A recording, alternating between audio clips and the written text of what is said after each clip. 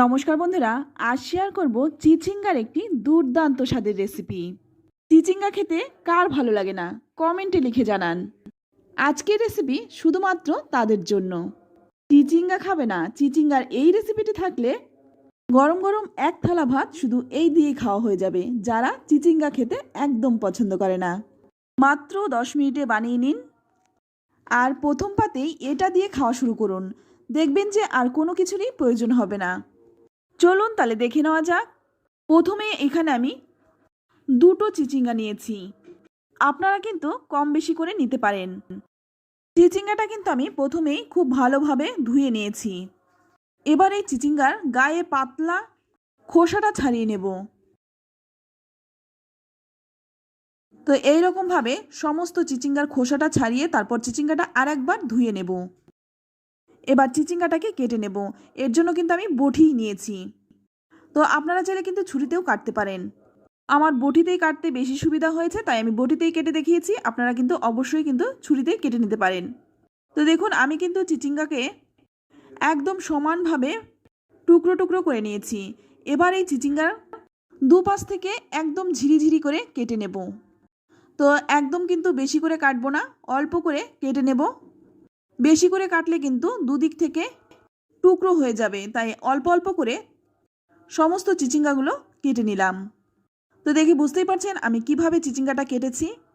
একদম সহজ রেসিপি, খেতে অত্যন্ত সুস্বাদু হয় আর বানানো একদমই সহজ। যেহেতু চিচিঙ্গাটাকে আমি কাটার আগেই ভালোভাবে ধুয়ে নিয়েছি, তাই কাটার পরে কিন্তু আর আমি ধোবো না। এবার এর মধ্যে দিয়ে দিচ্ছি পরিমাণ মতো লবণ, দিয়ে দিচ্ছি হাফ চামচ হলুদ গুঁড়ো, আর দিয়ে দিচ্ছি হাফ চামচের মতো লঙ্কার গুঁড়ো।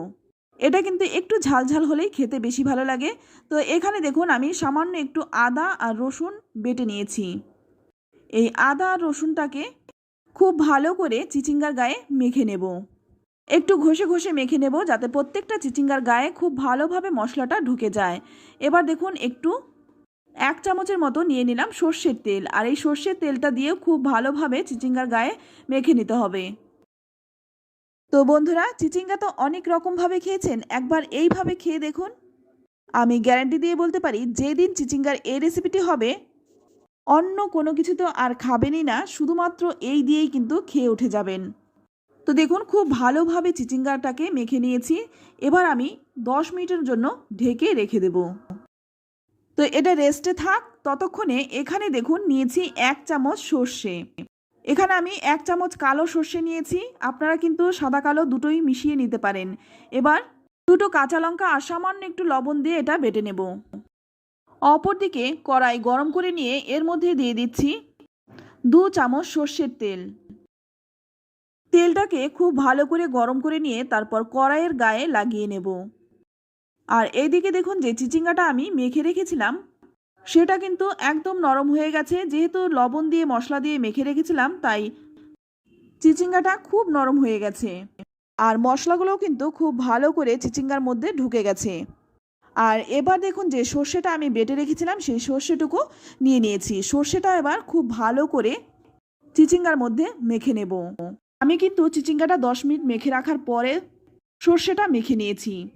যখন আমি চিচিঙ্গাটা ভাজবো তার আগেই আমি সর্ষেটাকে খুব ভালো করে মেখে নিয়েছি। এবার গরম তেলের মধ্যে একে একে মেখে রাখা চিচিঙ্গাগুলো দিয়ে দিচ্ছি। আর প্লেটের মধ্যে যেই এক্সট্রা মশলাটুকু লেগেছিল সেটাও কিন্তু আমি চিচিঙ্গার মধ্যে দিয়ে দিলাম। আর চিচিঙ্গাটা ভাজার সময় অবশ্যই কিন্তু গ্যাসের আঁচটা লো টু মিডিয়ামে রেখে ভাজবেন। তো চিচিঙ্গাটা দিয়ে তারপর একটা ঢাকা দিয়ে রেখে দেব 2 মিনিট। তো 2 মিনিট পর ঢাকনাটা খুলে নিলাম। এবার একটু উল্টে দেব। আর অবশ্যই কিন্তু আঁচটা কমিয়ে রান্নাটা করবেন, এতে করে মশলাটা পুড়ে যাবে না, অথচ চিচিঙ্গাটা কিন্তু খুব সুন্দরভাবে নরম হয়ে যাবে। আর একটু খুন্তি দিয়ে চেপে চেপে দেবেন, এতে করে চিচিঙ্গার মধ্যে যে জলটুকু থাকবে সেটাও কিন্তু বেরিয়ে শুকনো হয়ে যাবে। তারপর আবারও ঢাকা দিয়ে রাখবো 2 মিনিটের মতো। এইরকমভাবে ঢেকে ঢেকে চিচিঙ্গাটাকে খুব সুন্দরভাবে ভেজে নিতে হবে। তো দেখুন চিচিঙ্গাটা কিন্তু একদম নরম হয়ে গেছে, আর ভাজার যে কালারটা হয় সেই কালারটাও কিন্তু চলে এসছে।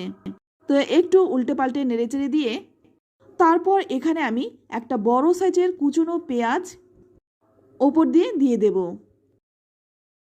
তো এখানে কিন্তু আমি একটা বড় সাইজের পেঁয়াজকে কুচি করে তারপরে দিয়েছি। আর পেঁয়াজটা কিন্তু আগে দেবেন না। চিচিঙ্গাটা যখন একদম ভাজা হয়ে যাবে তখন ওপর থেকে একটু পেঁয়াজটা দিয়ে দেবেন। এতে করে পেঁয়াজের কাঁচা গন্ধটা চলে যাবে, অথচ পেঁয়াজটা হালকা ভাজা হবে। তো একটু হালকা করে নেড়েচেড়ে দিয়ে তারপর 1 মিনিটের মতো ঢেকে রেখেছিলাম। তো ঢাকনা খুলে আবারও একটু নেড়েচেড়ে দিচ্ছি। তো আপনারা দেখতেই পাচ্ছেন পেঁয়াজটা কিন্তু একদম পুড়ে যায়নি। পেঁয়াজটা যদি এইরকম হালকা ভাজা হয় সেটাই কিন্তু খেতে বেশি ভালো লাগে। এবার নামানোর আগে ওপর থেকে দিয়ে দেব কিছুটা কুচনো ধনেপাতা।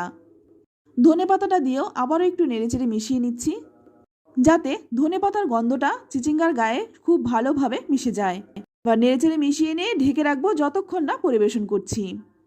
তো বন্ধুরা, আমি একটু পরিবেশন করে আপনাদেরকে দেখিয়ে দিচ্ছি দেখতে কতটা লোভনীয় হয়েছে, খেতেও কিন্তু অত্যন্ত সুস্বাদু হয়।